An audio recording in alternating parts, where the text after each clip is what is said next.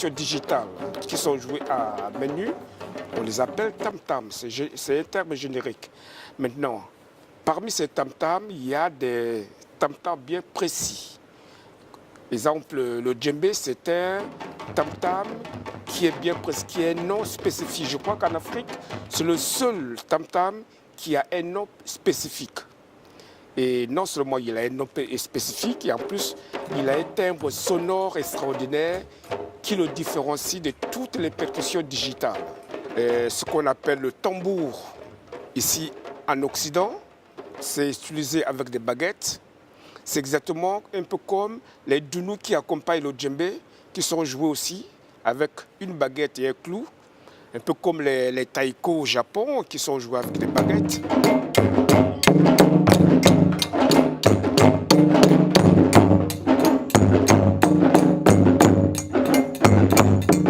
Le djembé, c'est un timbre sonore très chaleureux qui est beaucoup utilisé dans des cérémonies festives.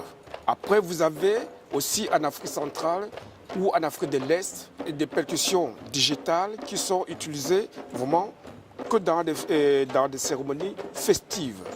Et puis, il existe aussi des percussions qui sont utilisées dans des cérémonies un peu mystiques.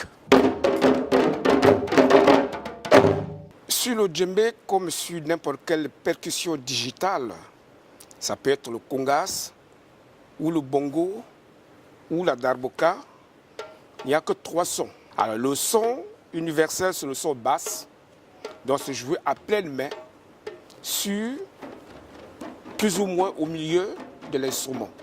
Après, vous avez le son pour le djembé intermédiaire qu'on appelle tonique, donc joué à partir d'ici, placer le creux de la main pour que le cerclage puisse passer sous le creux de la main et jouer, bien relâcher le poignet.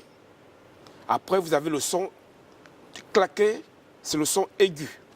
Donc, les doigts légèrement ouverts, ça c'est le son. Il n'y a que ces 3 sons. Avec ces 3 sons, on construit des milliers de phrases. La pratique du djembé, l'histoire du djembé, tous les rythmes remontent vers le XIIIe siècle. Donc c'était les peaux de biche très très longtemps avant. Après, maintenant, ce sont des peaux de chèvre. En général, c'est vraiment la peau de chèvre qui a un timbre très chaleureux. La jeune génération d'aujourd'hui, des années 2000, commence à utiliser pas mal des peaux de veau sur le djembé. Le djembé est originaire de l'Afrique de l'Ouest, des 5 pays. Guinée, la capitale Conakry, c'est le Bastion, le Mali, la Côte d'Ivoire, le Burkina Faso, le Sénégal.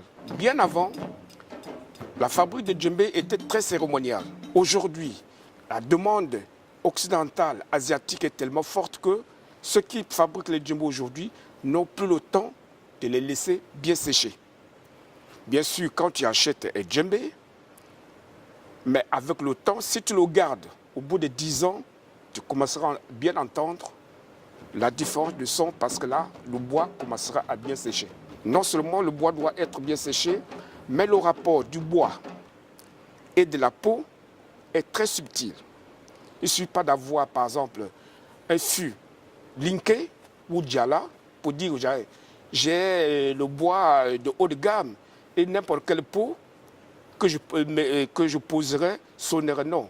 Il y a un rapport épaisseur de peau et de bois qui est très très subtil.